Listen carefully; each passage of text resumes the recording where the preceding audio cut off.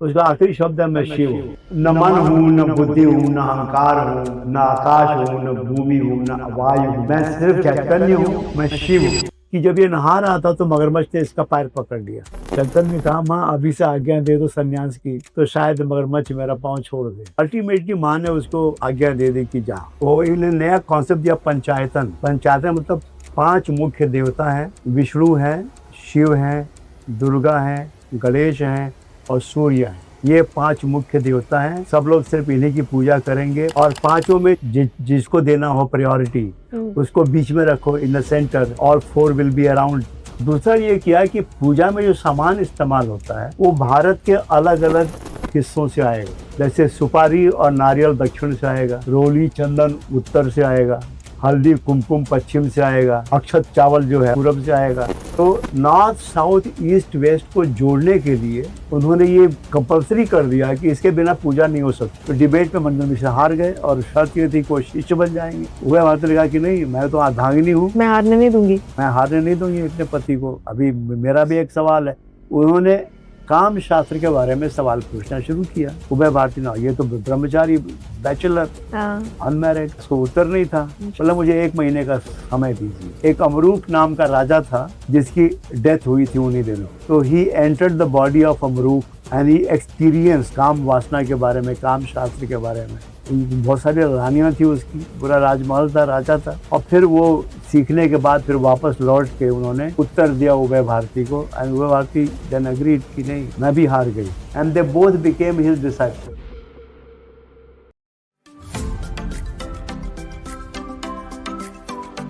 नमस्ते दोस्तों, welcome back to the Ravya Sarda show. मैं हूं आपकी दोस्त और होस्ट राव्या सारडा। आज हम एक बड़ा ही इंटरेस्टिंग एपिसोड शूट करने वाले हैं जिसके बारे में मैं आपको बताती हूँ। 1300 साल पहले हिंदू धर्म बिखरा हुआ था। कोई शिव को मानता था, कोई विष्णु भक्त था। उस समय जैन और बौद्ध समाज, बौद्ध धर्म को मानने वाले लोगों की संख्या बढ़ती जा रही थी। उस समय की बात है, तब एक बच्चा संन्यास ले लेता है और 32 साल की उम्र तक सनातन धर्म को नया जीवन देता है। जी हाँ, मैं बात कर रही हूँ आदि गुरु शंकराचार्य की, जिन्होंने सनातन धर्म को नया जीवन दिया, जिनके बिना सनातन धर्म की ताकत आज वो नहीं होती जो आज है। इनकी स्टोरी को जानना बहुत जरूरी है। मैं तो ये मानती हूँ कि इनकी स्टोरी हमारे हिस्ट्री की किताबों में होनी चाहिए, जो नहीं है। आज हमारी जो जनरेशन है आदि गुरु शंकराचार्य के बारे में कितना जानती है? बिल्कुल नहीं, बिल्कुल कुछ भी नहीं जानते हैं हम उनके बारे में। इसीलिए आज हम बात करेंगे उनके जीवन के बारे में। और वो 32 साल तक तो जिए, इतना कम जी कर भी उन्होंने हमारे सनातन धर्म के लिए क्या क्या किया, आज हम वो जानेंगे। Please welcome Kamlesh ji, Kamlesh Pandey ji on our show. Kamlesh ji नमस्ते। कमलेश जी, आदि गुरु शंकराचार्य पे अब लोग कहेंगे ये तो बॉलीवुड वाले हैं, आप इनसे ये सवाल क्यों कर रही है? लेकिन आपने जितनी रिसर्च की है आदि गुरु शंकराचार्य पे, आपने मुझे लगता है किताबें किताबें कितने 32 किलो, लगभग 30 किलो किताब, 32 किलो किताबें इन्होंने पढ़ ली है आदि गुरु शंकराचार्य पे। And he is the right person to let us know उनकी लाइफ के बारे में। तो सर, शंकराचार्य जी ने, जैसे कि मैंने कहा कि 8 साल की उम्र में उन्होंने संन्यास ले लिया। अपने माता पिता को कहा कि मैं संन्यास लेना चाहता हूँ। 6 साल के थे जब उन्होंने माँ से आज्ञा मांगी संन्यास लेने की। He was only 6। ओके।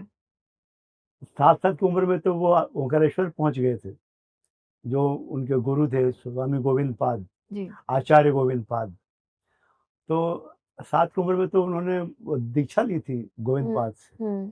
तो संन्यास की आज्ञा उनके बहुत पहले मिल गई थी। मिल क्या गई थी वो बड़ी अद्भुत कहानी है। थोड़ा सा पीछे जाते हैं। बिल्कुल। कि इनके जो पिता थे शिव गुरु और उनकी माँ जो थी आर्यम्बा। शिव गुरु शिव भक्त थे, आर्यम्बा श्री कृष्ण की भक्ति, विष्णु की भक्ति, विष्णु भक्त। दोनों अलग अलग वो आस्था से जुड़े हुए थे। केरल में जगह है कलाड़ी करके जगह है, कलाड़ी में। और उनकी उम्र हो गई थी, कोई बच्चा नहीं हो रहा था, काफी उम्र हो गई थी दोनों की और कोई संतान नहीं थी। तो उन्होंने शिव की पूजा आराधना की तपस्या की। शिव गुरु जो शिव हैं वो दोनों के सपने में आए अलग अलग, और पूछा कि भाई तुमको कैसी संतान चाहिए, जी। साधारण बुद्धि और लंबी उम्र वाला, या विलक्षण बुद्धि और कम उम्र वाला। You have to choose. साधारण बुद्धि और लंबी उम्र हो, या अद्भुत बुद्धि हो, विलक्षण बुद्धि हो और उम्र कम हो, जीवन कम हो। जी। तो वो दोनों ने आपस में बातचीत की। हस्बैंड वाइफ ने। तो हस्बैंड ने पूछा तुमने किसको मांगा, तुमने तुमने शिव को क्या चुना, तो तुमने क्या चॉइस दी। अरे मैं बोली वही जो आपने चॉइस दी। मतलब विलक्षण बुद्धि वाला मगर कम उम्र का चलेगा, मतलब विलक्षण बुद्धि का हो। और तब इनका जन्म हुआ शंकर का, और इनकी जो जन्म कुंडली बनी उसी में लिखा था कि 16 साल की उम्र में इनकी मृत्यु हो जाएगी। जी। तो he had only 16 years. Imagine, सिर्फ 16 साल ऐसे माँ बाप जो हैं उनको पता है कि 16 साल की उम्र में मेरा बेटा चला जाएगा, जन्म कुंडली में। और बचपन से ये जब ये बड़ा होता है बच्चा, तो ये सोच के बड़ा होता है इस इन्वायरमेंट में कि मैं सिर्फ 16 साल तक ही जीवित रहूंगा, उसके बाद मैं मर जाने वाला हूँ। When he was only 4 year old, सिर्फ 4 साल की जब उम्र थी शंकर की, तो इनके बाप की मृत्यु हो गई। बाप से इनका बड़ा अच्छा रिश्ता था, बड़ा घनिष्ठ रिश्ता था। बहुत सवाल पूछते रहते थे, आध्यात्मिक सवाल, और बाप जवाब देता था। 4 साल के बच्चे ने अपने बाप का श्राद्ध किया। वो पूरा जो मुखाग्नि देना होता है चिता का, और पूरा जो उसके बाद जो पूरा परफॉर्म होता है, वो मुखाग्नि देने के बाद जो बेटे को परफॉर्म करना पड़ता है अगले रिचुअल्स। जी जी। 13 डेज तक, 4 साल के बच्चे ने निभाया। सोचिए, 4 साल की उम्र में इस बच्चे ने वो सब कुछ किया जो आजकल और बड़ी उम्र में भी लोग नहीं कर पाते। मगर शुरू से ही इसने एक बार अपने बाप से पूछा था कि भाई मैं कौन हूँ, मुझे क्या करना चाहिए। मतलब जीवन का अर्थ जो है वो तभी मिलता है जब गुरु मिलता है। गुरु के लिए मुझे क्या करना चाहिए कि ओंकारेश्वर एक जगह है, वहीं पे मैंने सुना है कि बहुत सारे सिद्ध पुरुष रहते हैं, आचार्य रहते हैं, गुरु रहते हैं जी। और शायद वहां से तुमको कुछ मिले। तो बचपन से इसका गोल सेट था, ओंकारेश्वर जाना है। 4-5 साल की उम्र से ही वो उसके दिमाग में एक बैठ गया था नक्शा कि ओंकारेश्वर कहीं तो है, मुझे पता नहीं कहाँ है, तो जाना है। भूगोल का पता नहीं था कि वो कहाँ है, एमपी में है, यूपी में है, कहाँ है, साउथ में है। ओंकारेश्वर जाना है बस। बाप ने नाम दे दिया ओंकारेश्वर। जी। और उस वक्त तक वो जगह काफी पॉपुलर थी, जो ओंकारेश्वर, जो स्पिरिचुअल जर्नी में लोग जाते थे, आध्यात्मिक यात्रा में जी। लोग वहां जाया करते थे, और शिव का बड़ा मंदिर था। तब वो रोज अपनी माँ को तंग करने लगा कि मुझे संन्यास लेना है। मगर ये देख, तो एक तो तेरे बाप की अभी अभी मृत्यु हुई है, अभी तू मुझे छोड़ के जाने की सोच रहा है। और तुम इतने छोटे हो। हाँ, इतने छोटे हो।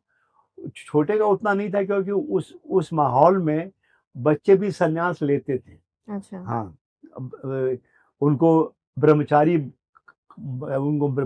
कहते थे, पर बच्चे भी संन्यास ले सकते थे जी। अगर वो चाहते तो। पर फिर उस अगर उम्र में समझता ही क्या है, हाँ, 4-5 साल का अब बच्चा। हम आज के हिसाब से देख रहे हैं ना, हाँ। क्योंकि हर बच्चा सिर्फ बच्चा नहीं होता, उसके पीछे एक पूरी यात्रा होती है।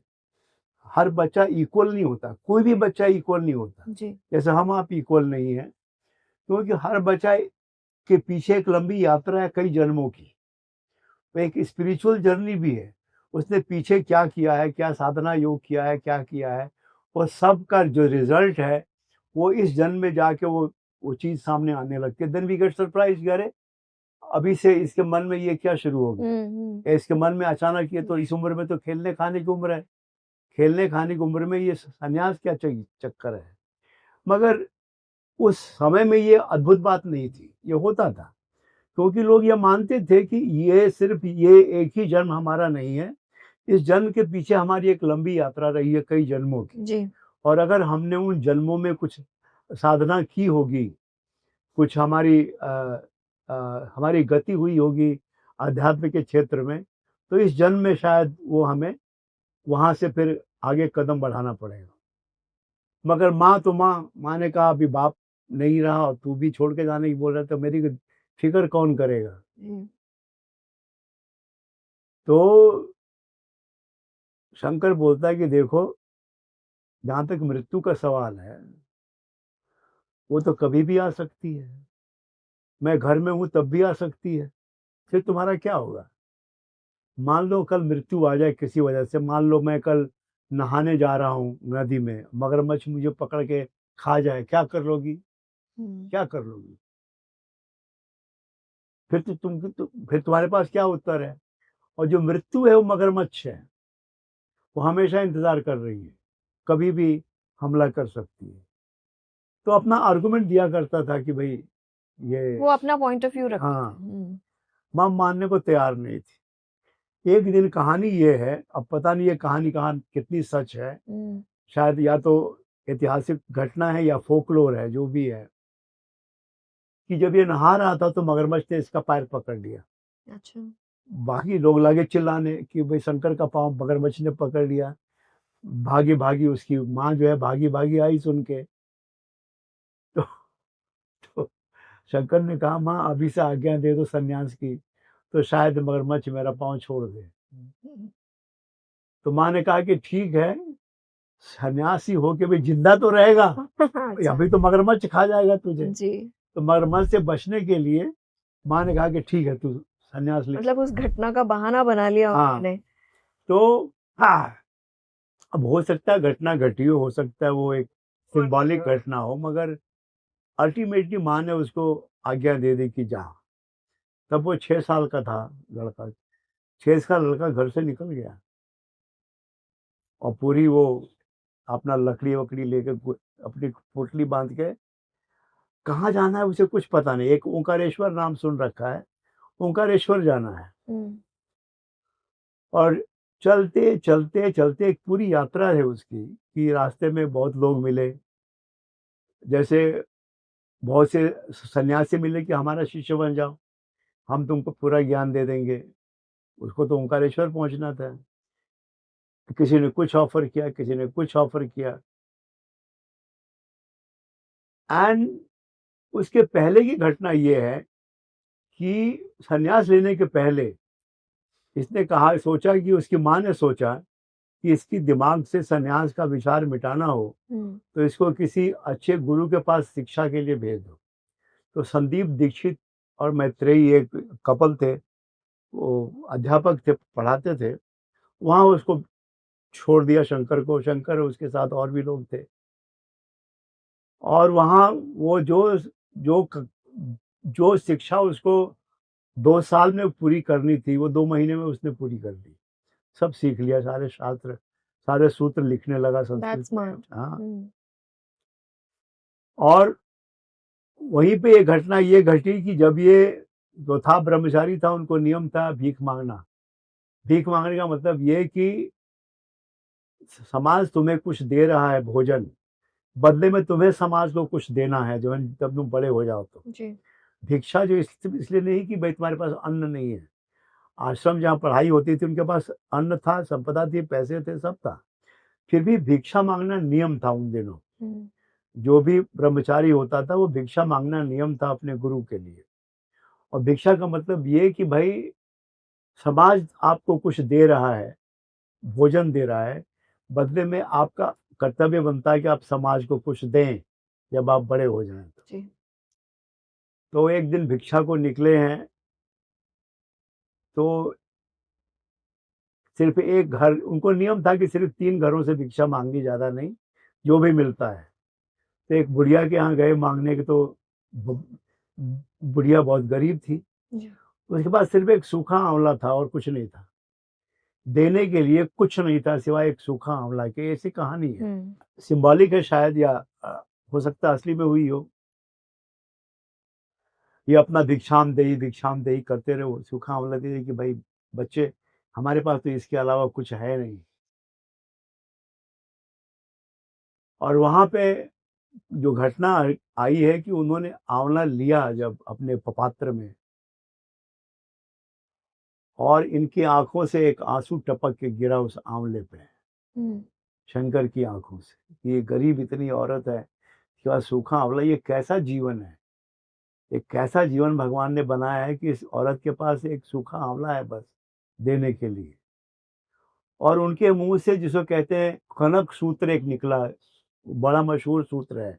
जैसे और भी उनके उनके शतक हैं। जी। कनक सूत्र का मतलब ये था कि वो सोने के, सूखा आंवला जो था उसकी वजह से वो उसके घर पे सोने के आंवले की बरसात होने लगी, ऐसी कहानी है। अब जो भी हुआ हो, असली वैज्ञानिक रूप से अलग बात है, पर यह है कि हाँ भाई, उसका परिणाम ये हुआ कि उसको कुछ अच्छा हुआ होगा, उस बुढ़िया का जी। सूखे आंवले के बदले में कुछ मिला होगा, उसको अनुवाद करके ये सोने के आंवले बना दिए गए होंगे।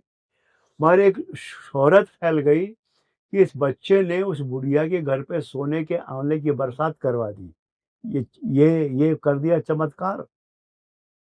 तो वहां का जो राजा था, कलाटी का राजा, राजशेखर नाम था उसका, वो आया मिलने के लिए। तो मैंने सुना तुम अद्भुत बालक हो, तुमने सोने के आंवले की बरसात करा दी।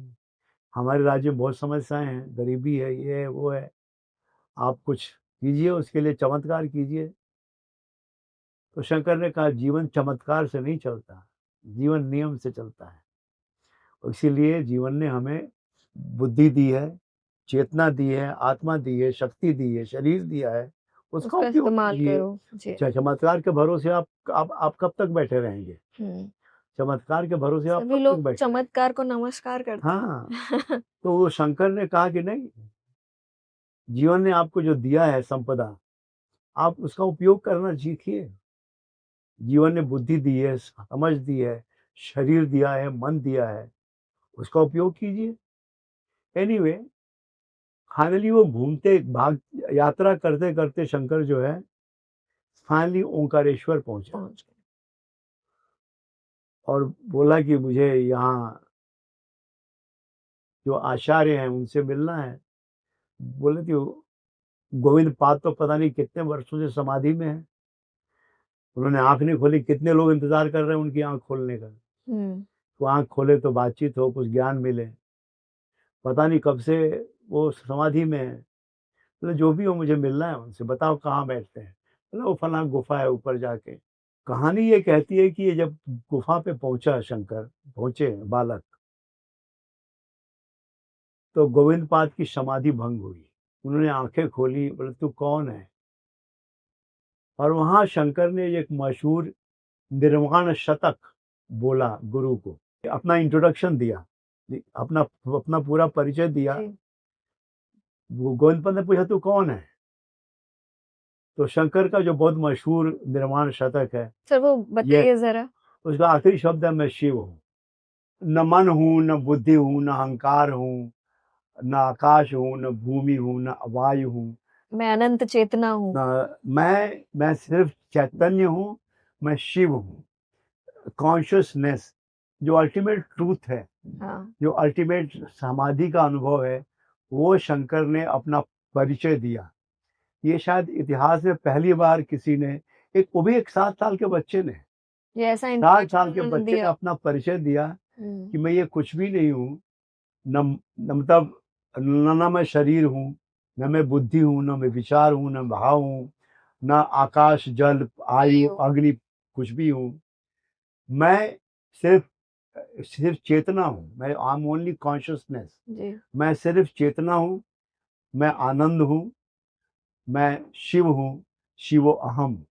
तो ये पूरा जो शतक है, निर्वाण शतक, ये शिवोहम जो है बहुत मशहूर है शंकर का, जी। उनका जो इंट्रोडक्शन है। एंड उसके बाद गोविंद पाद ने कहा कि हाँ, मेरे गुरु गौड़ा पाद ने मुझे कहा था कि दक्षिण से कोई आएगा संन्यास लेने और तुम्हारा अपना परिचय ऐसे देगा जो तुमने अभी दिया है। तो I have been waiting for you इतने इतने सालों से, क्योंकि ये एक लंबी परंपरा थी कि जो गौड़ापाद थे वो सुखदेव के शिष्य थे। सुखदेव महर्षि व्यास के बेटे थे। तो ये सारी जो आध्यात्मिक परंपरा थी व्यास से चलती आई, व्यास पतंजलि से चलती चलती गौड़ापाद से होके गोविंद पाद तक आई, फिर शंकर को मिली और उन्होंने शंकर को दीक्षित किया। और सारी जो कुछ वो जानते थे, योग और अभ्यास, सब कुछ। वहां पे भी एक अद्भुत घटना घटी कि यमुना में बाढ़ आई। नॉट यमुना, नर्मदा में। जी। ओंकारेश्वर जो है नर्मदा के घाट पे है। नर्मदा में बाढ़ आई, इतनी जोर की बाढ़ थी, सब डूबने लगा, आसपास के सारे गांव डूब गए। गांव वाले भाग के आए गोविंद पाद के पास कि गुरुजी आप कुछ कीजिए, बचाइए हमें, आप अपनी जो विद्या है, आपकी सिद्धि जो है उसका इस्तेमाल कीजिए। गोविंद पाद ने इसको भेजा, शंकर तुम जाके देखो क्या है, क्या हो सकता है। कहानी ये कहती है कि गोविंद पाद जाके बैठे नर्मदा के किनारे और फिर एक सूत्र बोला, वो एक शतक, उसका भी कुछ नाम ऐसे ही है, नर्मदा शतक ऐसा कुछ नाम है। उन्होंने नदी को बोला कि तुम शांत हो जाओ, तुमने बहुत अनर्थ कर रहे हो, बहुत बर्बादी हो रही है, you better you calm down. नदी को शांत करने को उन्होंने वो बोला शतक। कहानी ये कहती है कि पूरी जो बाढ़ का पानी है नर्मदा की, वो उनका जो कमंडल था उसमें जाके गायब हो गया और बाढ़ उतर गई।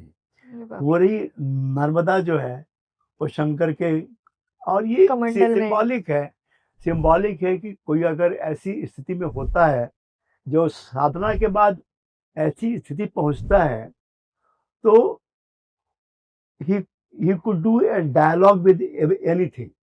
He can talk to water, talk to animals, talk to trees, talk to plants. When you lose your personality, आप जो अद्वैत की पूछ रही थी ना, क्या है अद्वैत? मैं आपको पूछ रही थी अद्वैत एक क्या बार है? जिसको अद्वैत का अनुभव हो गया, फिर वो he is beyond all limits.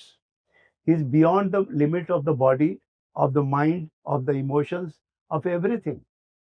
He can communicate with everything. He can communicate with trees and plants and animals and water. And अभी जाके स्टैनफोर्ड यूनिवर्सिटी ने रिसर्च की है कि water is liquid computer, it has memory. Water is liquid computer, it has its own memory. जी, तभी तो sir लोग मैनिफेस्ट करते हैं वाटर को लेकर। तो इसीलिए हमारे सारे जो रिचुअल हैं पूजा पाठ के, उसमें पानी की इतनी प्रधानता है।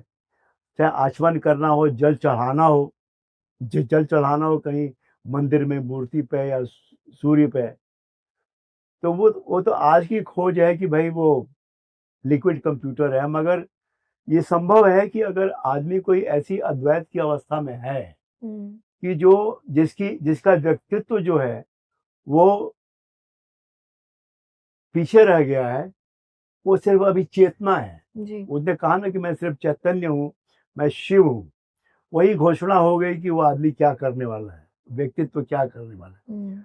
तो उसके लिए बड़ा आसान है एक नदी से भी संवाद करना कि नदी तुम जरा ठहरो, क्योंकि जो पानी है वो भी उसी अस्तित्व का हिस्सा है, उसी अद्वैत का हिस्सा है। जिस अद्वैत का हिस्सा ये बच्चा है, वो पानी भी उसी अद्वैत का हिस्सा है। तो ये इसीलिए अद्वैत अपने आप से संवाद कर सकता है कि मैं अद्वैत में स्थित हूँ, मैं सिर्फ चेतना हूँ, सिर्फ कॉन्शियसनेस हूँ। Yes, I can talk to anything alive, चाहे वो नदी हो, चाहे वो जानवर हो, या पेड़ पौधे हो, फूल हो, आई कैन डू दैट। तो कहते हैं कि भाई जो पूरी नदी है नर्मदा, वो शंकर के कमंडल में गुम हो गई।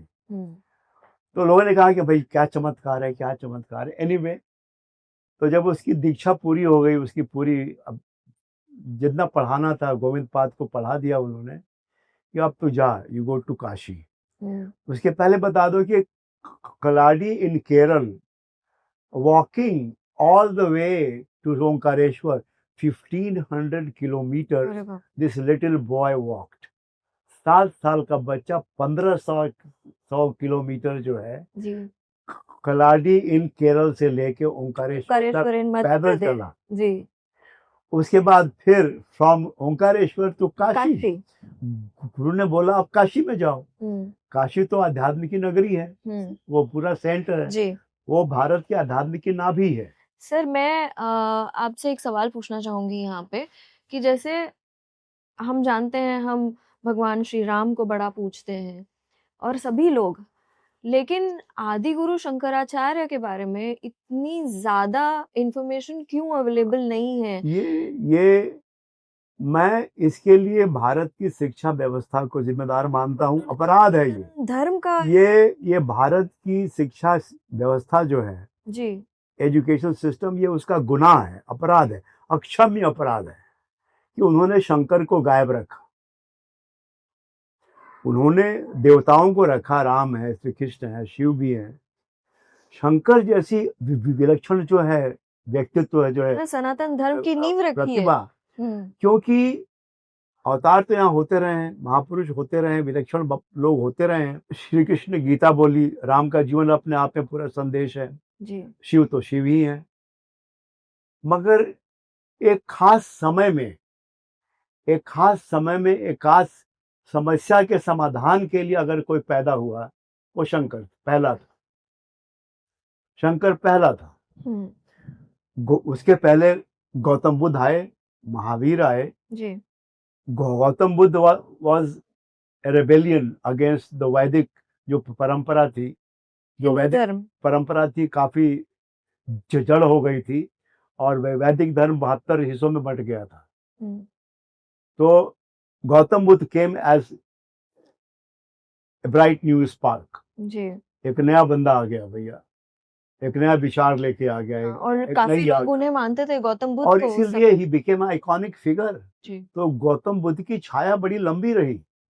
वैदिक धर्म उस छाया में लगभग गायब होने लगा था जब शंकर आए तो। जी। तो तभी बौद्धिज्म काफी चला है। और ऐसे ही महावीर का जैन धर्म, महावीर आइकॉनिक थे। वो जो लोग भी मानने वाले थे वैदिक धर्म, उनको लगा कि तो बहुत ओल्ड फैशन है वैदिक धर्म। उनके लिए बौद्ध धर्म नया लगा, उनके लिए जैन धर्म नया लगा, अलग विचार है। क्योंकि ये दोनों धर्म इस मामले में अलग थे, क्योंकि जैन धर्म ईश्वर को नहीं मानता था, आत्मा को मानता था कि आप जो भी काम करते हैं उसका परिणाम होगा। एक लंबा हो जाएगा चक्कर में, उसमें नहीं जाऊंगा। जी जी जी। मगर वो पहला धर्म था जैन धर्म जिसने ईश्वर को इनकार किया। There is no God, you are responsible for what you are, there is no God deciding what to do with you. Gautam Buddha एक कदम और आगे चले गए। उन्होंने ईश्वर को तो इनकार किया ही, आत्मा को भी इनकार कर दिया कि आत्मा भी नहीं है। क्योंकि आत्मा को भी एक अहंकार का सूक्ष्म रूप हो सकती है कि मेरी आत्मा। अच्छा। आत्मा कभी इंडिविजुअल नहीं हो सकती, आत्मा कभी इंडिविजुअल नहीं कि मेरी आत्मा, आपकी आत्मा कभी इंडिविजुअल हो ही नहीं सकती। गौतम बुद्ध ने इस भ्रम को भी तोड़ दिया कि आत्मा भी नहीं है, ईश्वर भी नहीं है।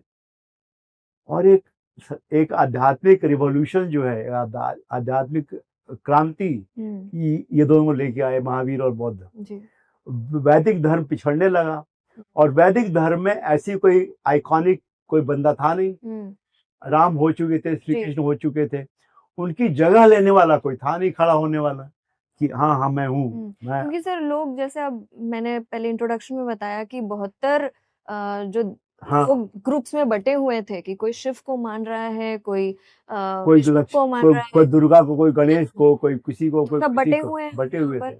और सिर्फ बटे नहीं थे, आपस में लड़ रहे थे, आपस में उनका संघर्ष चालू था। आपस में वैष्णवों का और शैवों का संघर्ष चालू था। जो तांत्रिक थे उनका अपना संघर्ष चल रहा था, अघोरी थे, तांत्रिक थे, भैरव थे, सब एक ही वैदिक परंपरा में इतने सारे टुकड़े हो गए थे और सब आपस में लड़ रहे थे जब शंकर का जन्म हुआ।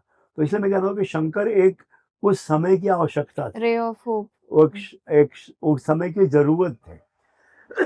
बाकी के बारे में मैं नहीं कह सकता, विद्वान लोग कहें कुछ भी, राम क्यों आए और ये श्री कृष्ण क्यों पैदा हुए, वो तो हमेशा के लिए, राम हैं सदा के लिए, श्री कृष्ण भी सदा के लिए हैं, शिव भी सदा के लिए हैं। मगर शंकर जो पैदा हुए, शंकर उस समय की आवश्यकता थे, जरूरत थे। वो समय ऐसा था, वो संक्रमण काल था, और अगर शंकर नहीं होते उस समय पैदा तो वैदिक धर्म समाप्त हो गया होता। वैदिक धर्म सच में समाप्त हो गया होता, क्योंकि ये सारे 72 टुकड़े जो हैं आपस में मिलकर एक दूसरे को खत्म कर चुके होते। तो शंकर का जो जन्म हुआ एक ऐतिहासिक, एक तो ऐतिहासिक घटना है, मैथोलॉजी नहीं है, ऐतिहासिक है, हुआ बाकायदा। और एक्चुअली वो किस साल में पैदा हुए उसके बारे में थोड़ी डिबेट है। कोई बोलता है काफी डिबेट है। 18th सेंचुरी है, कोई बोलता है कि 5th सेंचुरी है, कोई कुछ बोलता है। अब जब भी पैदा हुआ, he was born at the right time to do the right thing. तो वैदिक धर्म जो था, वो जो इसमें सनाद आ गई थी और आपसी जो स्ट्रगल, वैमनस्य, ईर्ष्या सब पैदा हो गई थी, उस सबके समाधान के लिए शंकर आप मान सकते कि अवतार हुआ। जी उनके जो फॉलोअर तो मानते हैं कि अवतार है। जी जी जी। तो शंकर का जन्म वो ऐतिहासिक घटना थी, उस समय की जरूरत थी। शंकर ना होते तो आज हम ना होते। जी सर, एक बात बताइए, हाँ। जब हम आप बात करते हैं कि तब उस समय में बौद्ध धर्म और जैन धर्म बहुत फैला हुआ था, तो सनातन धर्म की नींव रखने के लिए उन्होंने कुछ तो किया होगा। There must be some examples कि उन्होंने हिंदू लोगों को एकत्रित कैसे किया।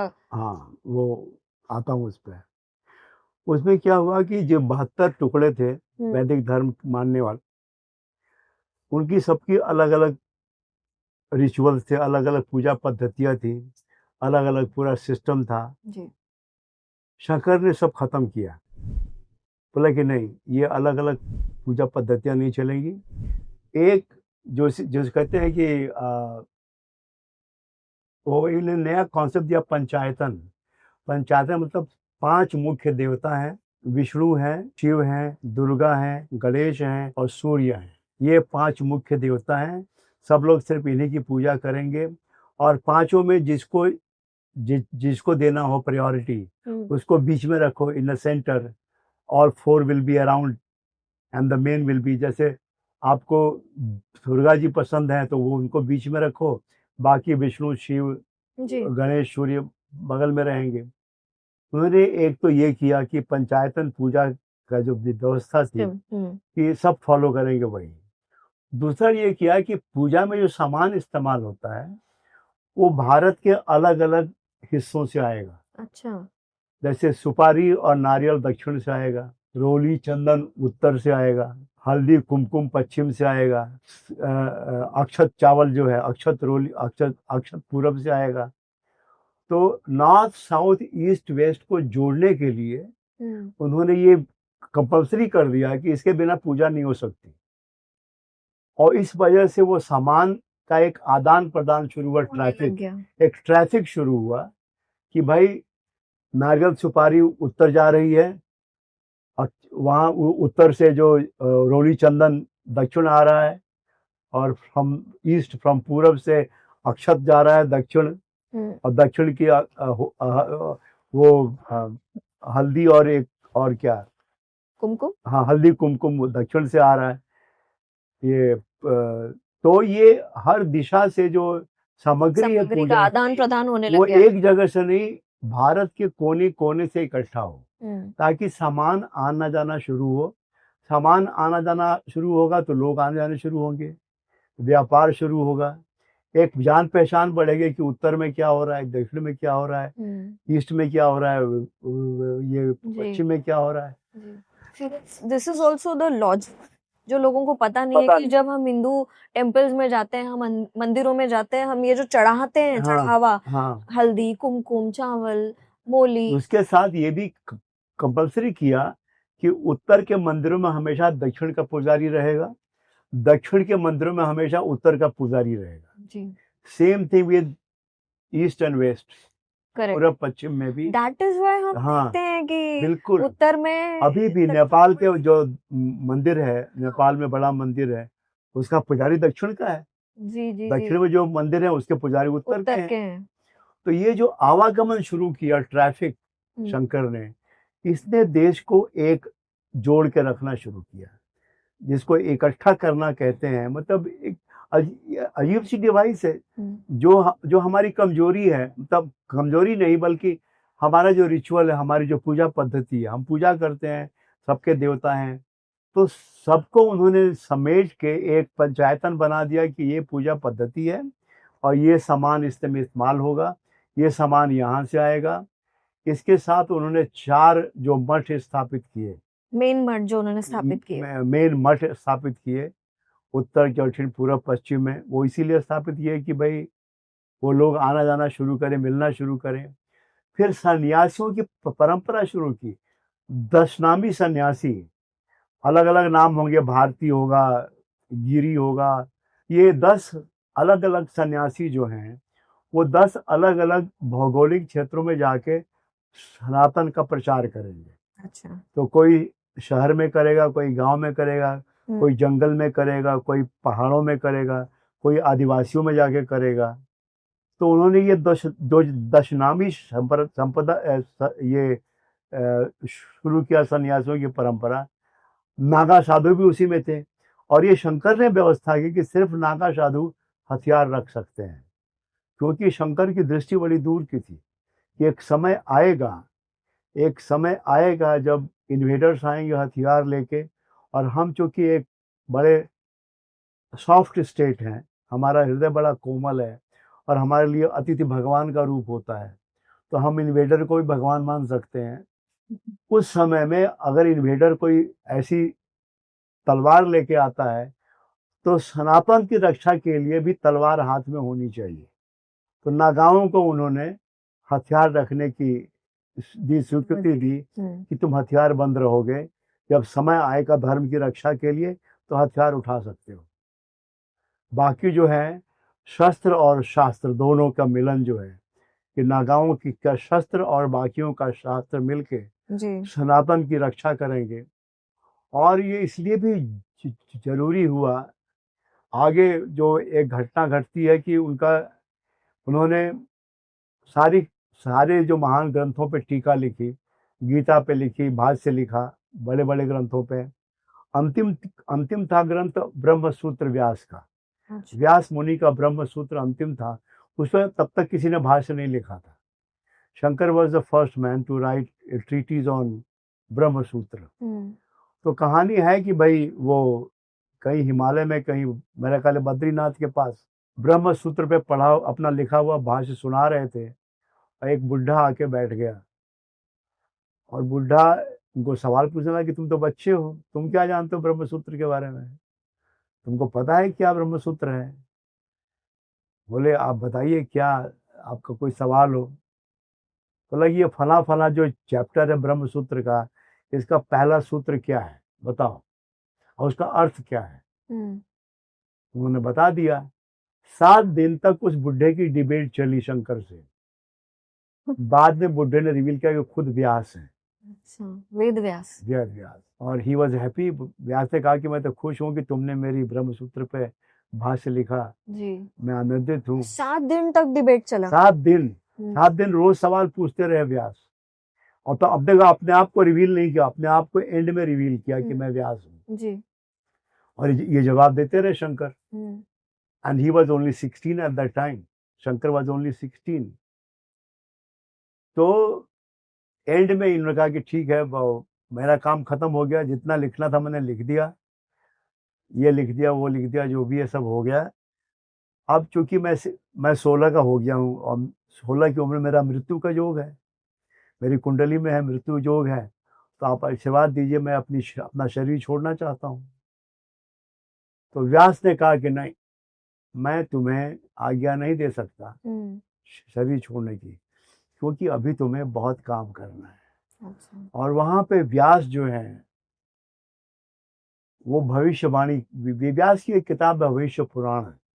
भविष्य पुराण में व्यास ने इस्लाम के बारे में लिखा है, ईसाइयत के बारे में लिखा है, जीसस के बारे में लिखा है, मोहम्मद के बारे में लिखा है जी, राजाओं के बारे में लिखा है। और व्यास ने कहा कि देखो, आने वाला समय, मैं भारत के भविष्य में एक बहुत लंबी रात देख रहा हूँ, सैकड़ों साल लंबी रात है। ब्रिटिश का रूल, लोग आएंगे, एक हाथ में तलवार और एक हाथ अपनी किताब लेके आएंगे और धर्म परिवर्तन करना चाहेंगे। ब्रिटिश रूल जी। कोई रोटी लेके आएगा, आपको खरीदने आएगा। फिर सनातन का क्या होगा? जो ये सॉफ्टवेयर है सनातन, हमारी पूरे जो भारत की जो चेतना है उसका जो सॉफ्टवेयर है वो है सनातन। सनातन धर्म। वो अगर खो गया, अगर सनातन खो गया तो क्या होगा? भारत खो जाएगा। जी। अगर सनातन खो गया तो भारत खो जाएगा। मंदिर हमारे हार्डवेयर हैं, सनातन हमारा सॉफ्टवेयर है। जी। तो वो आके मंदिर तोड़ेंगे, लिखा है व्यास ने, वो मंदिर तोड़ेंगे, पूजा पद्धति नष्ट करेंगे, हथियारों से गुलाम बनाएंगे, तब सनातन का क्या होगा? तो तुम सनातन में ऐसी गांठ लगाओ कि कोई आए खोल नहीं सके। और शंकर बोला कि मैं तुमको अपनी अपनी ओर से, अपनी ऊर्जा से 16 साल और देता हूं। You have 16 more years to live, जी। to do this work. You have to do this. तो उसके बाद फिर बोले कि भाई मैं क्या करूं? बोले कि मेरा एक शिष्य है, कुमारिल भट्ट करके हैं, वो कुछ काम कर रहा है सनातन को स्थापित करने के लिए, और उसने काफी संघर्ष किया है बौद्ध धर्मावलंबियों से। तुम उसके साथ जाके डिबेट करो, उसको अपने साथ शामिल करो। जी। तो he goes to meet Kumarila Bhatt. Sir क्या इनके साथ ही वो डिबेट होती है कुमारिल वो भट्ट आगे के साथ? मंडन मिश्रा। अच्छा। वो कुमारिल भट्ट के शिष्य थे मंडन मिश्र। हाँ। वो आगे आता है। तो ये जाते हैं मिलने शंकर, तो वो आत्महत्या करने के लिए बैठे हुए आग पे। कौन? कुमारिल भट्ट? हाँ। अच्छा। क्योंकि उन्होंने क्या किया था कि उन्होंने एक झूठ बोलकर बौद्ध संप्रदाय में दीक्षा ले ली थी। अच्छा। उनका रहस्य जानने के लिए, like a secret agent. He went into the बौद्ध धर्म। हाँ, बौद्ध धर्म, दीक्षा ले ली ताकि उनको हरा सके डिबेट में। सर आदि गुरु शंकराचार्य जी को एक महान वाद विवाद करता माना जाता है, डिबेटर। और जैसे आपने बताया कि उस समय डिबेट से ही किसी को हराना है या जीतना है किसी से तो किया जाता था। तो आदि गुरु शंकराचार्य की वो कौन सी ऐसी ऐतिहासिक डिबेट थी सर जो आज भी लोग याद करते हैं? हाँ, जो 2 घटनाएं जिसके लिए शंकर को लोग जानते हैं अभी भी। एक तो जो हुई थी घटना बनारस में, कि वो और उनके शिष्य जा रहे थे गली से, तो सामने से एक आ गया चांडाल। तो इनके जो शिष्य ने, उनको कुछ पता नहीं कि हटो हटो बाजू, हमारे गुरु जी जा रहे हैं, क्योंकि चांडाल की छाया भी नहीं पड़नी चाहिए गुरु पे। अच्छा। चांडाल है वो। तो चांडाल बोलता है कि मैं क्या हटाऊं? ये शरीर हटाऊं, या अंदर की आत्मा हटाऊं, या मन हटाऊं, क्या हटाऊं? शंकर ने तो पूरा मतलब आध्यात्मिक फिलॉसफी बोल रहा है चांडाल। कहानी ये है कि वो शिव थे, खुद शिव थे, चांडाल के रूप में आए थे एक सबक सिखाने के लिए, और शंकर उसके पाँव पे गिर जाते हैं। फिर शिव उनको बोलते हैं कि देखो तुम ये यू गो टू केदारनाथ, और वहाँ पे तुम ब्रह्म सूत्र पे भाष्य लिखो, क्योंकि उस पर किसी ने आज तक भाष्य नहीं लिखा है। तो ऐसा कुछ कहानी है। एक तो वो घटना लोग जानते हैं कि हिज डिबेट विद द चांडाल, शंकर की डिबेट विद चांडाल, जहाँ चांडाल उनको हरा देता है, या उनको सरप्राइज कर देता है कि देखो मैं क्या हटाऊं। तो यहाँ इनका जवाब क्या होता है? नहीं, इनका जवाब कुछ नहीं होता। ये समझ जाते हैं ये ज्ञानी है।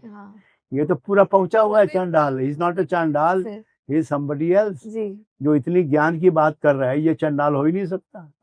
तो उनके जाके उसके पाँव पे गिर गए। शंकर उस चांडाल के पाँव पे जाके पाँव पड़ गए कि धन्य महाराज, गलती हो गई, मैंने आपको पहचानने में भूल की। तब वो अपना रिवील करता है चांडाल की मैं शिव हूँ। वो एक है। दूसरी ये जो मंडन मिश्र की डिबेट है, और बड़ी लंबी डिबेट है, इंटेलेक्चुअल डिबेट है, अद्भुत डिबेट है। और कमाल ये है कि उस डिबेट में मंडन मिश्र की पत्नी थी जज। शी वॉज द जज to decide who is the winner.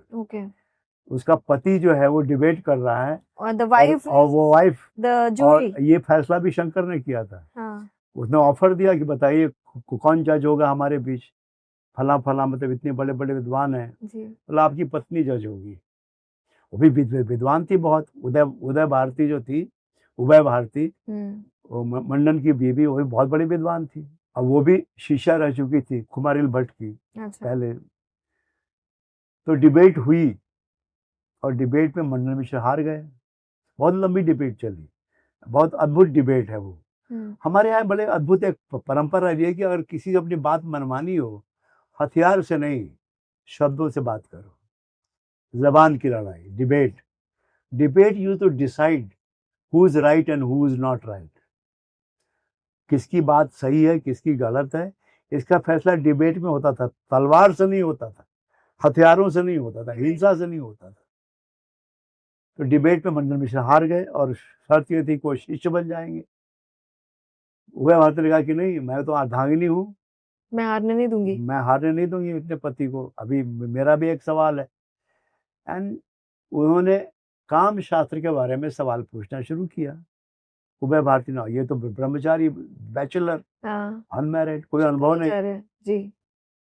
इनके पास कोई उत्तर नहीं था, और हारना भी नहीं है, चलो मुझे 1 महीने का समय दीजिए।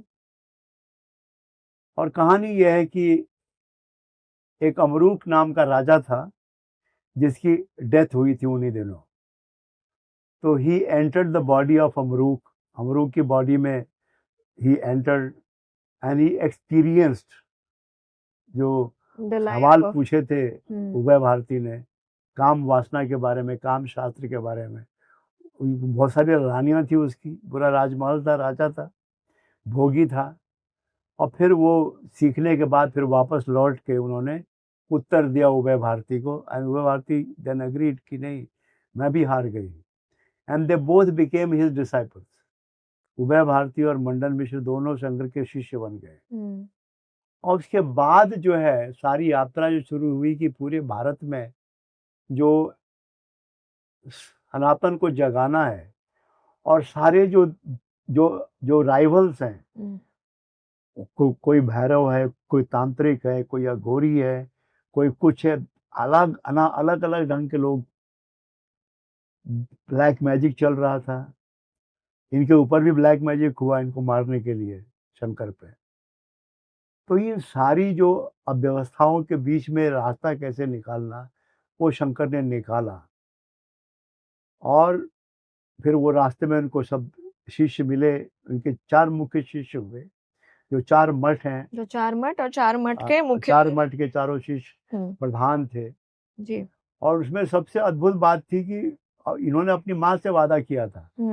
माँ ने वादा लिया था कि तू एक बार आएगा मेरे पास, जब मुझको तेरी जरूरत होगी तू आएगा, कि हाँ जब तुमको मेरी जरूरत होगी मैं आऊंगा जी। तो माँ जब बीमार पड़ी,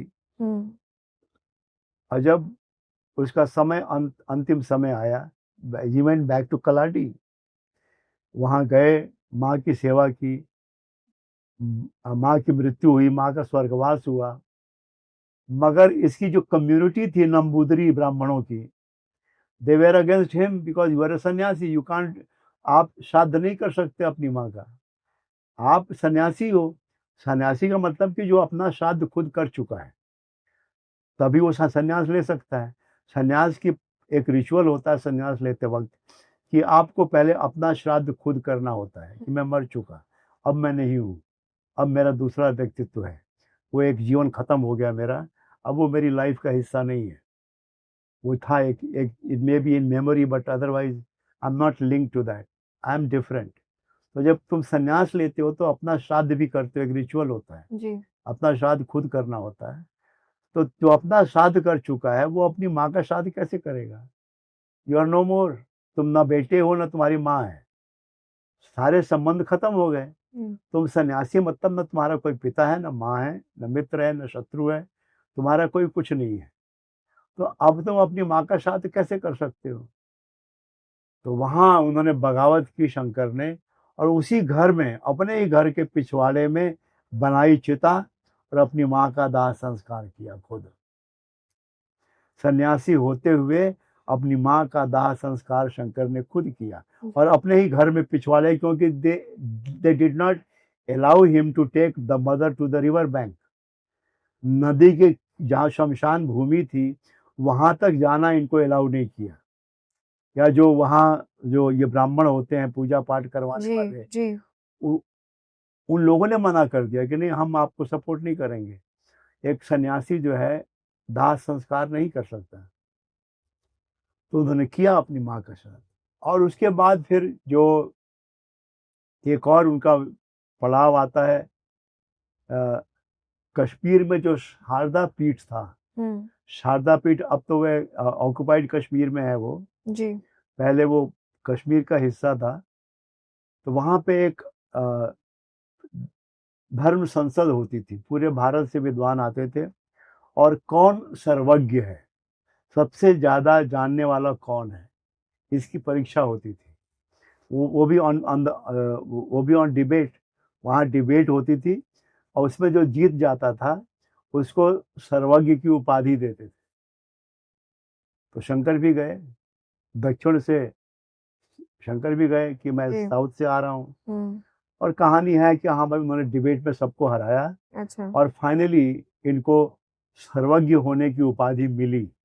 ही was given the title of सर्वज्ञ।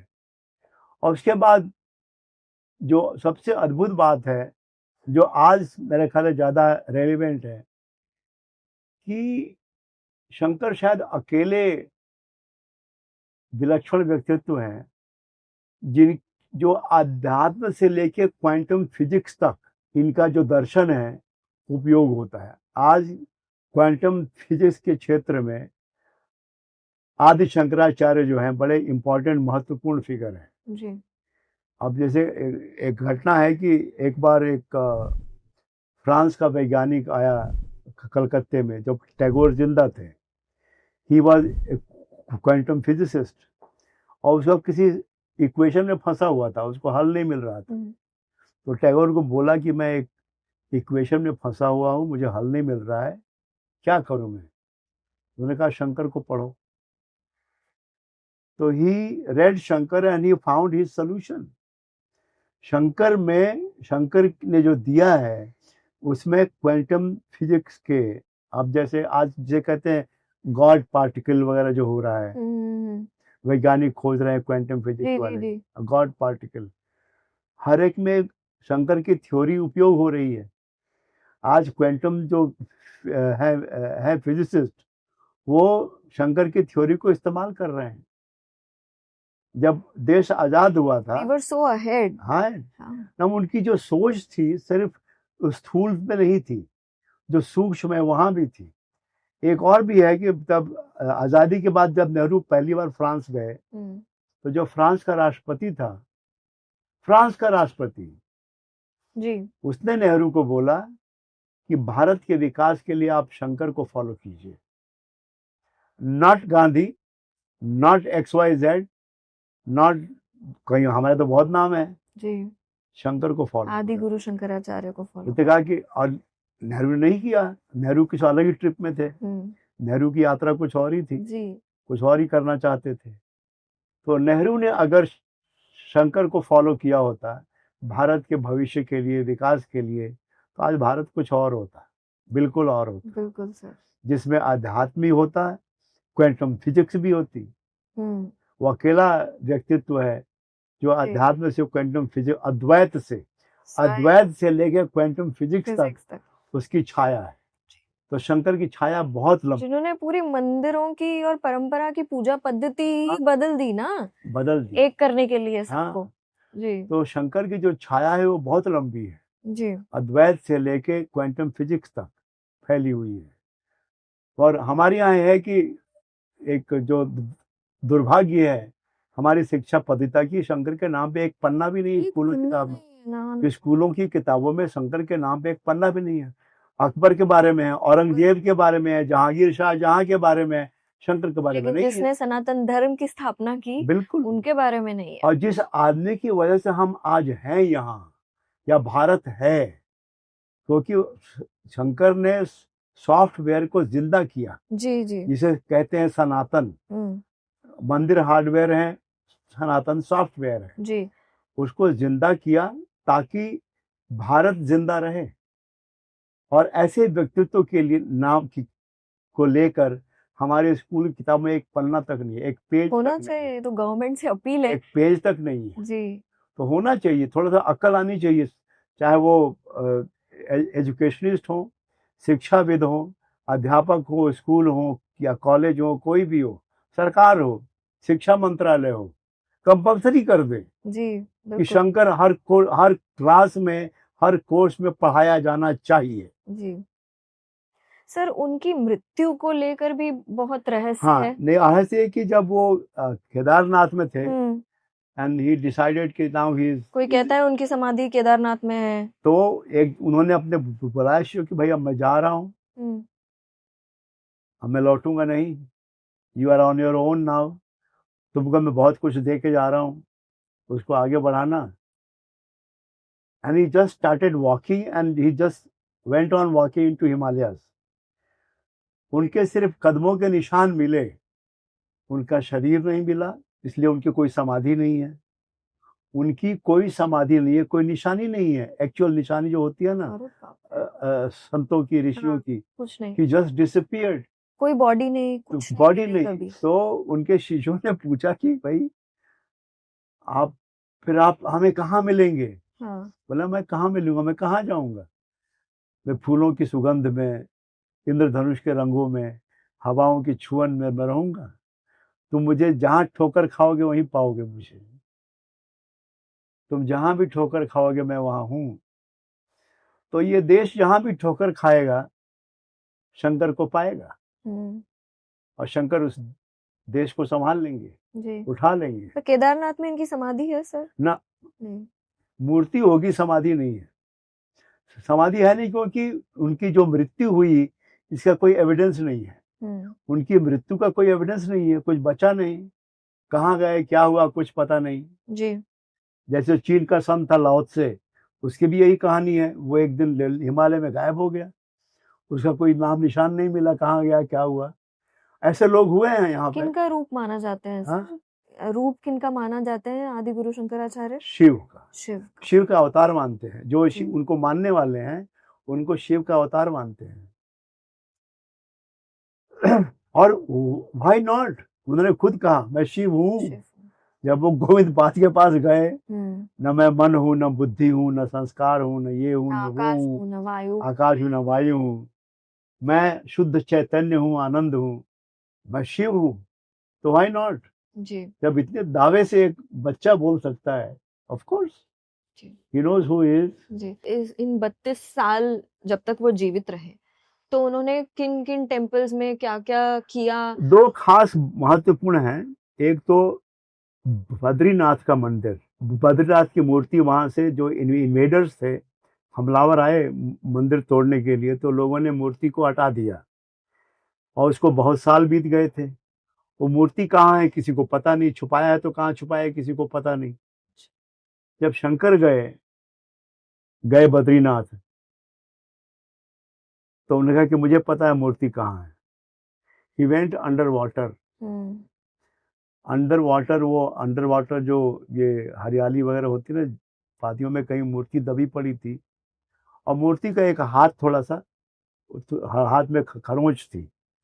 मगर कहते हैं कि खंडित मूर्ति की पूजा नहीं होती। जी तो बाहर निकाल के लाए कि यही यही बद्रीनाथ है। बोला कि मगर इसमें तो खरोंच लगी है, हम मूर्ति कैसे पूजा करेंगे? बोला कि तुम्हारे बच्चे के हाथ में चोट लग जाए तो क्या तुम बच्चे को उठा के फेंक देते हो? ये तो भगवान है। और तब आज भी जो मूर्ति है बद्रीनाथ में, वो खरोंच है, वो खंडित मूर्ति है जो शंकर ने स्थापित करवाई और उसकी पूजा आगे होने लगी। ऐसे जगन्नाथ का मंदिर जो है, जगन्नाथ की मूर्ति का साथ यही हुआ था, मूर्ति गायब हो गई थी और वो मूर्ति खोज, जगन्नाथ प्रभु की। हाँ बिल्कुल, जगन्नाथ मंदिर जो है उसमें यही जो इन्वेडर्स आए मंदिर तोड़ने वाले, तो उसके लिए जो पुजारी थे उन्होंने मूर्ति को छुपा दिया था कहीं, और कोई रिकॉर्ड नहीं था कहाँ छुपाया, कुछ लिख कर रखा नहीं था। और जिन्होंने छुपाया था वो already they were all dead, और चूंकि बहुत समय बीत चुका था, सैकड़ों साल निकल गए थे, अब मूर्ति कहाँ है किसी को पता नहीं। तो शंकर ने अपने अंतर्ज्ञान से, अपने इंट्यूशन से उनको पता लगा कि ये मूर्ति यहाँ पे है, और उन्होंने जगन्नाथ को वापस लाके स्थापित करवाया मंदिर में। तो जगन्नाथ और बद्रीनाथ ये 2 मंदिर खास हैं जी जो शंकर की वजह से वो दोबारा स्थापित हुए, वो मूर्तियां स्थापित हुई, वो मूर्तियों की जो भी रिचुअल होता है वो होती जी है। सर, लेकिन आदि गुरु शंकराचार्य की वजह से बहुत सारे डिफरेंट पार्ट्स में मंदिर बने हैं हाँ और स्थापनाएं हुई है, मूर्तियों की स्थापनाएं हुई है। जैसे मैं कुछ समय पहले जब उड़ीसा गई थी, तो हाँ वहाँ लिंगराज टेम्पल है भुवनेश्वर में। तो वहाँ कहा जाता है कि वो जो शिव जी का लिंग है, तो एकदम नीचे कहते हैं कि आदि गुरु शंकराचार्य ने वो क्या कहते हैं उसको, पारसमणि, हाँ हाँ पारसमणि कहते हैं या क्या कहते हैं, जिसे हाथ लगाते हैं और सोना हो जाता हाँ, वही वही है ना? पारस पत्थर। पारस पत्थर। तो वहां लोगों की वो मिला था, तो लोगों की लड़ाइयां होने लग गई थी वहां पर। अच्छा, तो राजा को मिला वहां के, हाँ ये ऐसी और कहानियां हैं, बहुत सारी तो, कहानियां। तो राजा ने कहा कि सब लोग लड़ रहे हैं तो शंकराचार्य को बुलाते हैं। तो शंकराचार्य ने उस पारसमणि को इतने नीचे छुपाया कि वहां तक लोग जा ही नहीं सकते हैं, हाँ ये भी मतलब एक, हाथ हाँ, नहीं जाता है ऐसी किसी बहुत सी कहानियां हैं, उनके जी बारे में फोकलोर बहुत प्रचलित है। वो सच्ची है कि नहीं, कहाँ तक सच्ची है मुझे पता नहीं, पर हैं। और जब भी कोई ऐसा व्यक्तित्व पैदा होता है, उसके इर्द गिर्द कहानियां शुरू हो जाती हैं, जी और कुछ सच्ची भी होती हैं, कुछ अपनी भावना के हिसाब से लोगों ने कहानी गढ़ ली है। तो ठीक है, वो कहानी है तो है, मगर इससे उनका महत्व कुछ कम नहीं होता। बिल्कुल नहीं उन्होंने जो किया, जी जो मुझे जो पता है, वो जगन्नाथ मंदिर और मंदिर बद्रीनाथ का, ये दोनों जगह उन्होंने ठीक है वो मूर्तियां स्थापित करवाई। सर। जैसे हम जो 4 मठ जो इम्पोर्टेंट है वो हम जानते हैं, हाँ, जिन्होंने मठ की स्थापना की। तो आजकल तो हम बहुत सारे मठ देखते हैं। अभी क्या हो गया है कि शंकराचार्य का जो नाम है ना, जो शंकराचार्य का नाम वो पद इस्तेमाल है, किया जो जाता है। शंकराचार्य की जो पद है उपाधि। या टाइटल है, उसके लिए प्रतियोगिता शुरू हो गई है। अच्छा। कोई भी अपने को शंकराचार्य घोषित कर देता है कि मैं फला का शंकराचार्य हूँ, मैं फला का। एक कोई मुख्य होगा, उसका जो शिष्य होगा, वो शिष्यों में आपस में झगड़े हो जाते हैं, कौन मुख्य शिष्य है, कौन नंबर 2 है। तो ये अफसोस होता है देख के, अफसोस होता है कि इतनी महान परंपरा जो थी आदि शंकराचार्य की, आज वो लीगल डिबेट बन गई है। आज उसका फैसला सुप्रीम कोर्ट में होता है कि कौन असली शंकराचार्य है।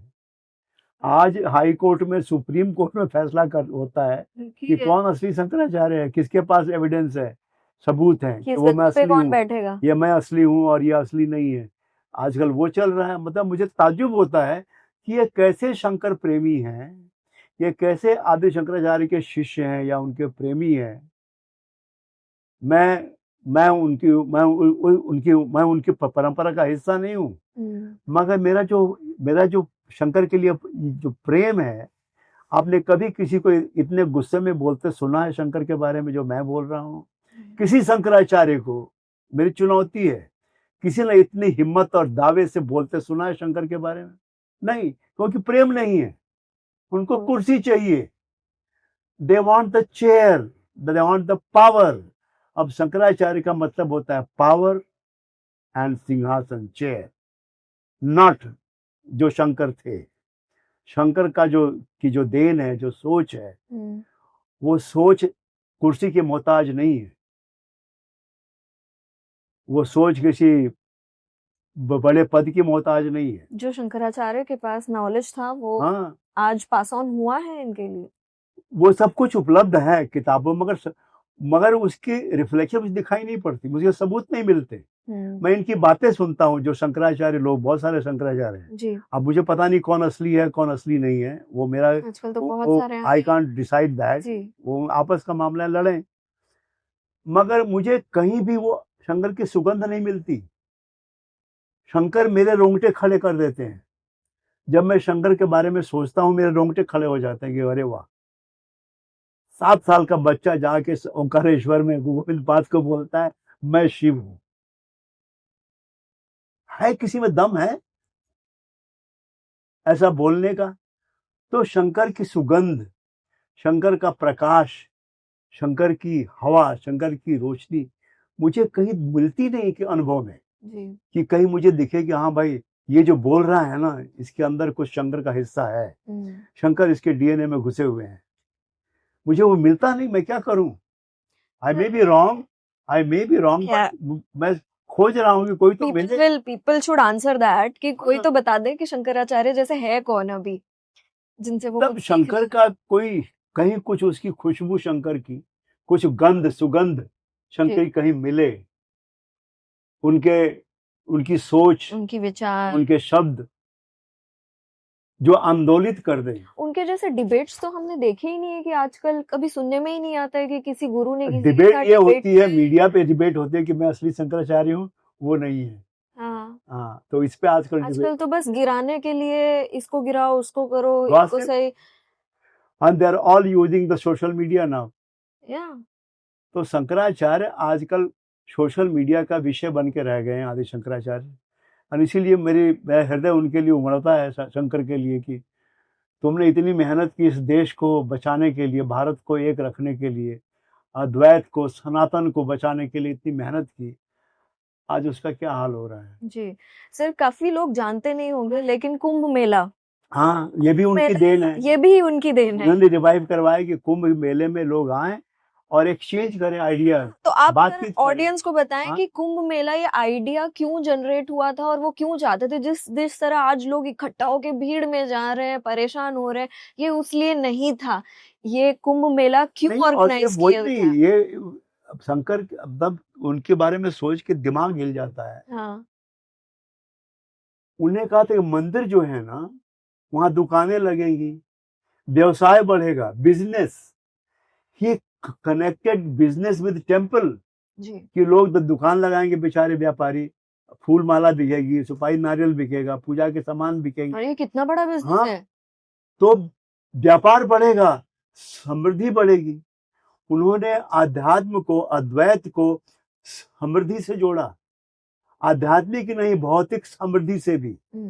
सिर्फ आध्यात्मिक समृद्धि नहीं, अद्वैत को भौतिक समृद्धि से जोड़ा, कि मंदिर के आसपास पूरा बाजार होगा, दुकानें होंगी, होटल होंगे, लोगों के ठहरने के लिए इंतजाम होगा। आज देखिए, एक राम मंदिर बन के अयोध्या में, आसपास कितना बड़ा तामझाम खड़ा हो गया जी। कितना बड़ा बिजनेस खड़ा हो गया, एयरपोर्ट बन गया, ये हो गया, वो हो गया। ये सब उनके दिमाग में था, उन्होंने बोला हुआ है कि जब मंदिर बनेगा तो एक मंदिर जो है वो सेंटर बन जाएगा ना भी, उसके आसपास पूरा बाजार, एक पूरा शहर बन जाएगा। और वो शहर के लिए वो एक जगह होगी कि सिर्फ आप अध्यात्म के लिए मंदिर नहीं जाते, आप वहाँ दुकान खोल सकते हो, अपना बिजनेस कर सकते हो, अपनी रोटी कमा सकते हो। वो एक जीविका का साधन बन जाएगा जी। मंदिर भी आजीविका का साधन बन जाएगा, सिर्फ अध्यात्म का नहीं। हाँ, टेम्पल इकोनॉमी। और ये पूरी सोच शंकर की थी जी। ये पूरी सोच शंकर की थी, और कोई इसमें बात नहीं करता। नहीं, बिल्कुल नहीं सर। मुझे जो मैंने आपसे सवाल पूछा था अबाउट कुंभ मेला, वो मैं चाहूंगी कि आप ऑडियंस को बताएं कि कुंभ मेला, ये जो थॉट था आदि गुरु शंकराचार्य के दिमाग में, ये क्यों होना चाहिए था? एक्चुअली जो कुंभ मेला था, ऑर्गेनाइज किया, ये शुरुआत तो बहुत पहले हुई थी, शंकर के पहले हुई थी शुरुआत, मगर ये खो गया था। ये जो पूरा इवेंट है, लोग भूल भी गए थे, क्योंकि जैसा मैंने कहा कि जैसे वैदिक धर्म में 72 टुकड़े हो गए थे, सब आपस में संघर्ष थे, ईर्ष्या थी, द्वेष था जी, राइवलरी थी, कंपटीशन था, एक अलग युद्ध शुरू हो गया था। तो कुंभ मेले की सार्थकता खत्म हो गई थी एक तरह से। शंकर ने कुंभ मेले को रिवाइव किया कि नहीं, उत्तर को दक्षिण से, पूरब को पश्चिम से बात करनी चाहिए, और बात करने का माध्यम है कुंभ मेला, कि आम जो नागरिक है, आम जनता जो है, पूरे देश से एक जगह इकट्ठी हो 12 साल में एक बार, और एक दूसरे से अपना एक सुख दुख शेयर करे, विचार शेयर करे, आइडिया शेयर करे, कि कहाँ क्या तकलीफ है, कहाँ क्या घटना हो रही है। एक जगह हो जहाँ पे पूरा देश इकट्ठा हो, इनवाइटेड, हर जगह के संत आए, डिस्कस करें, और मालूम पड़े कि हाँ भाई, अच्छा कोई नया आइडिया आया है क्या। जब जैसे Gautam Buddha was a new idea, Mahavir was a new idea कि ईश्वर ही नहीं है। हम्म, ऐसे अगर कोई और आइडिया लेके आता है कोई क्षेत्र में, दर्शन शास्त्र के क्षेत्र में, अध्यात्म के क्षेत्र में, वो भी लोग सुनने को तैयार बैठे हैं कि ठीक है, बताओ तुम्हारा क्या विचार है, तुम कैसे जीवन को देखते हो। तो लोग आते थे और अपना शेयर करते थे कुंभ में। आइडियाज एक्सचेंज करते थे हाँ, सारे संत। तो मतलब ये एक स्पिरिचुअल डिबेट का एक it was it used to be a throbbing event, एक पल्सेटिंग इवेंट, एक जीवित इवेंट था। स्नान तो ठीक है कि भाई स्नान करना है संगम में, जो भी है, बट यू विल पर गेट ये जो डिबेट चलती थी नागा बाबा, अभी भी चलती है, everyone. अभी भी लोग जाते हैं। मैं वहाँ रहा हूँ वहाँ काफी साल, तो सबके लगते हैं पंडाल, और सब जगह कुछ ना खड़ा। कुछ हो रहा है, कहीं भजन, कहीं कीर्तन, कहीं कहीं डिस्कोर्स हो रहा है। जी, हम जाके अटेंड करते थे कि भाई अलग अलग विचारों को, तो एक पूरी तूफान की तरह exchange of ideas, intellectual storm जिसे कहते हैं, जो पश्चिम में कभी नहीं हुआ। पश्चिम सिर्फ हथियार की भाषा जानता था कि दबाना है तो हथियार लेके चलो, हराओ, हुकूमत करो। तो यही जो जो यहूदी थे उन्होंने यही किया, ईसाई थे उन्होंने यही किया, जो इस्लामिक थे उन्होंने भी यही किया, हथियार के बल पे दबाने की कोशिश की, अपने धर्म को फैलाने की कोशिश की, हथियार के बल पे, डिबेट के बल पे नहीं। कोई डिबेट को तैयार नहीं होता था। डिबेट के लिए बुद्धि चाहिए उनको, ज्ञान पास चाहिए, थी वो नहीं, ज्ञान बुद्धि ही नहीं, नहीं है। बुद्धि नहीं थी डिबेट जी, के लिए, तो जी। क्या करते। सर, क्या ये सच है कि आदिगुरु शंकराचार्य ने भज गोविंदम जैसे स्तोत्र जो है उन्हें सरल भाषा में लोगों तक पहुंचाए, वेदांत, ताकि लोग वेदांत को भी समझ सके? मेरा पहला जो परिचय हुआ हम्म, शंकर से, वो भज गोविंदम से हुआ। अच्छा, मतलब भज गोविंदम की जो साहित्य, जो उसकी पूरी उसकी जो कविता है, भज गोविंदम संगीतमय है। मतलब शंकर को संगीत का भी ज्ञान था। जी, उन्होंने जिस मीटर पे भज गोविंदम लिखा है, यू कैन रीड इट, उसका जो रिदम है पूरा, जी, वो आपके अंदर तक, हृदय तक जाता है, झंकार कर देता है।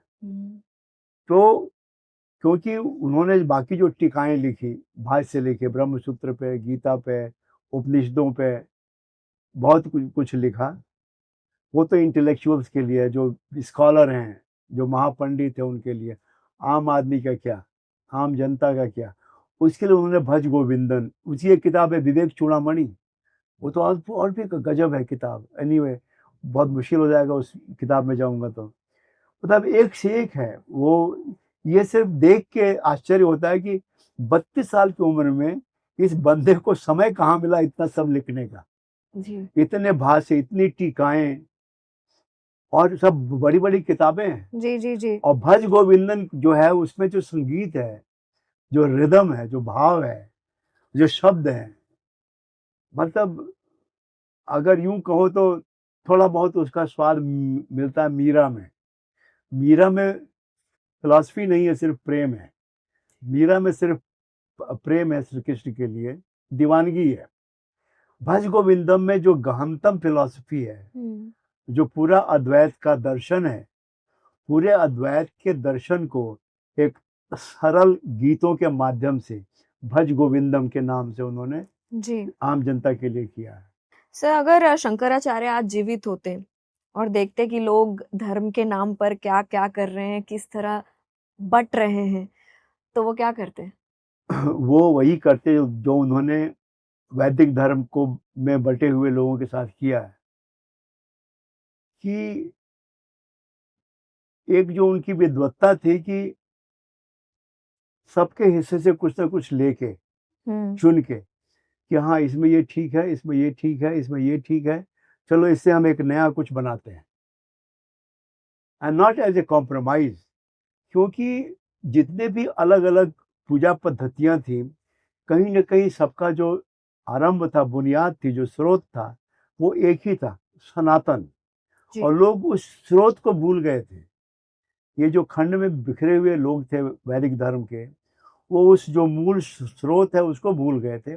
शंकर ने उस मूल स्रोत को पकड़ा, और आज भी शंकर वही करते कि मूल स्रोत को पढ़ते, और जो एक अद्वैत की भावना है, एकात्म की, एक होने की भावना, एक होने की भावना, वो उन्हीं का शब्द है अद्वैत। अद्वैत उन्हीं का दिया हुआ शब्द है कि वो उसको दोबारा स्थापित करते और क्या करते, जी क्योंकि अद्वैत ही सार सूत्र है इस पूरे देश की जो आध्यात्मिक संपदा के। जी अद्वैत से बड़ा कोई विचार नहीं है, अद्वैत से आगे कोई दार्शनिक विचार गया ही नहीं कि अद्वैत के आगे भी कुछ हो सकता है। अद्वैत अंतिम पड़ाव है। सर, मुझे एक बात बताइए, हम जानते हैं कि सनातन धर्म की रक्षा आदि गुरु शंकराचार्य ने की, तो ऐसी कौन सी 3 चीजें हैं जो उन्होंने सनातन धर्म को दी है, जिससे सनातन धर्म अमर बन चुका है आज? नहीं, वही मैंने कहा ना बार बार कि वो जो सॉफ्टवेयर था जिसने सनातन को जिंदा रखा था हजारों साल से, और जो खो गया था एक तरह से जब इन्वेडर्स के आने के बाद, शंकर रिवाइव्ड इट बैक। कि भाई चाहे वो पूजा पद्धति हो, चाहे हमारे सारे उपनिषद हों, शास्त्र हों, उनके अर्थ हों, उनके गूढ़ अर्थ हों, गीता हो जैसे मान लीजिए। अब गीता पे इतनी टीकाएं लिखी गई हैं, शंकर ने भी भाष्य लिखा है, बहुत लोगों ने भाष्य लिखे हैं गीता पे। तो वो सारे, क्योंकि जो ज्ञान है वो थोड़ा डिफिकल्ट है, थोड़ा नॉट इजी टू अंडरस्टैंड। अब हम अद्वैत की बात करते हैं, अद्वैत यानी क्या, तो बोलो कि नहीं, that which is not true. और क्या मतलब होगा, that which is not true, but what is that, why it can't be one. One भी कह सकते थे, वन कहते तो अपने ऑटोमेटिक दो आता, टू आता, थ्री आता, फोर आता। तो ये अद्वैत को समझाने में एक पूरी जिंदगी निकल जाएगी कि अद्वैत यानी क्या, क्योंकि अद्वैत अनुभव की चीज़ है, वो इंटेलेक्चुअल ज्ञान नहीं है, वो किताबों से नहीं मिलने वाला है। वो ध्यान की गहराइयों में वो उसका ताला खुलता है। अद्वैत का ताला जो है वो ध्यान की गहराइयों में, समाधि की गहराइयों में खुलता है। वो किताबों के पन्नों में नहीं खुलता, शास्त्रों के पन्नों में नहीं खुलता। कितनी भी किताबें, बड़ी से बड़ी, गहरी से गहरी, किताबों में आपको नहीं मिला। किताबों में आपको शब्द मिलेंगे, सत्य नहीं मिलेगा। सत्य सिर्फ अनुभव में मिलेगा। जिसे अद्वैत मैं कह रहा हूँ, किताबों में सिर्फ सत्य मिलेगा, अनुभव नहीं मिलेगा। It's like reading A recipe book. You can read A recipe कि भाई रसगुल्ला कैसे बनता है, पर उससे आपको रसगुल्ले का स्वाद नहीं मिलेगा। रसगुल्ला बनता कैसे ये आप जान जाएंगे, अद्वैत के बारे में आप जान जाएंगे किताबों से, जो वो अनुभव विषय में जान जाएंगे अद्वैत क्या है। पर अद्वैत का जब तक अनुभव नहीं होगा, आप कुछ आप नहीं समझ सकते कि अनुभव अद्वैत क्या है।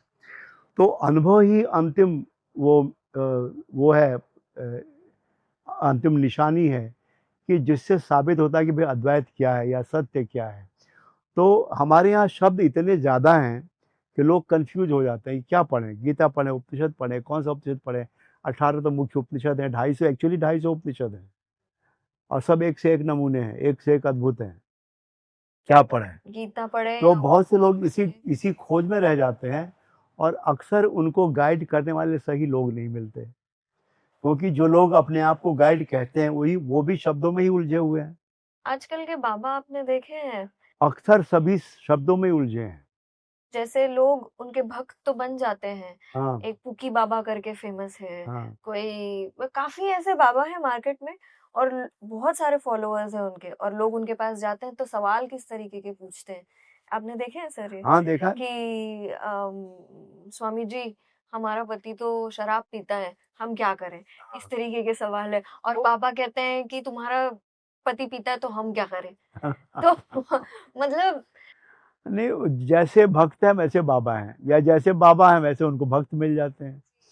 तो ये है कि आम लोग क्या करें, इसीलिए शंकर जो हैं, शंकर तक अगर जाना हो उसके लिए हिम्मत चाहिए, साहस चाहिए, थोड़ा धैर्य भी चाहिए, थोड़ा पेशेंस चाहिए। क्योंकि जो आदमी अद्वैत से लेके क्वांटम फिजिक्स तक फैला हुआ है, वो कैसे आपकी पकड़ में आने वाला है, कैसे आपकी पकड़ में आएगा। और आजकल तो कोई है ही नहीं, किसी में उनकी हाँ, झलक भी नहीं दिखती है। बिल्कुल। सर, एक आखिरी सवाल, आज के यूथ को आदि गुरु शंकराचार्य से क्या सीख लेनी चाहिए? पहली बात यह है कि उम्र कोई भी हो, उम्र से कोई फर्क नहीं पड़ता कि आपका मकसद क्या है, आपका मिशन क्या है और उसकी कितनी ऊंचाई या गहराई क्या है। उम्र कोई भी हो, अगर आप अपने आपका जो कमिटमेंट है मिशन के लिए वो जेन्युइन है, सिंसियर है, ऑनेस्ट है और आप कीमत चुकाने को तैयार हैं। इमेजिन कीजिए एक 7 साल का बच्चा कलाड़ी से 1500 किलोमीटर दूर ओंकारेश्वर निकल जाता अकेले, बिना किसी की हेल्प के, अकेले दम पे। तो अब हिम्मत की बात देखिए, तो पहली बात की हिम्मत, साहस, साहस क्या कहें, दुस्साहस, कि जो भी करना चाहते हो उसके लिए एक दुस्साहस बहुत जरूरी है। किसी की फिक्र मत करो, कौन क्या कहेगा क्या नहीं कहेगा, या लोग क्या बोलेंगे क्या नहीं बोलेंगे, या आपसे क्या एक्सपेक्टेशन है क्या नहीं है। It doesn't make any difference, it's your life, जी it is your bloody life. जी Nobody has any right to interfere or destroy it just because they have different expectations from you. तुम्हारी जिंदगी है, तुमको फैसला करना है कि जब तुम जिंदगी छोड़ के जाओ, मरो, तो अफसोस ना हो कि अरे मैंने ये नहीं किया, मैंने वो नहीं किया, मैंने वो नहीं किया। Live dangerously, take risks, absolutely be adventurous and ready to pay the price.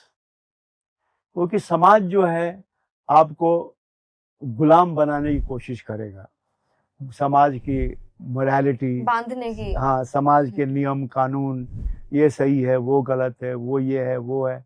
ऐसा नहीं कि आप ऐसे आज़ाद हो जाओ कि कुछ भी करो, गैर कानूनी काम करो, जी मगर अपनी आज़ादी जो है ultimately what differentiates humans from other species is the freedom. We have freedom to choose. Animals don't have freedom to choose. The plants don't have freedom to choose. पेड़ पौधे मजबूर हैं, उनको एक ढंग से खिलना है, बड़े होना है। जानवरों को भी एक ढंग से जीना है, मरना है। They don't have a choice. They are controlled by nature. They are a slave of the nature. Humans are not slave of the nature. Humans are the only species, अकेली स्पीसीज है जिनको आज़ादी है कि जो चाहे हो सकते हैं। हम भगवान भी हो सकते हैं, हम राक्षस भी बन सकते हैं। We can become the god and become the devil, anything हमारे हाथ में, हमारे ऊपर है।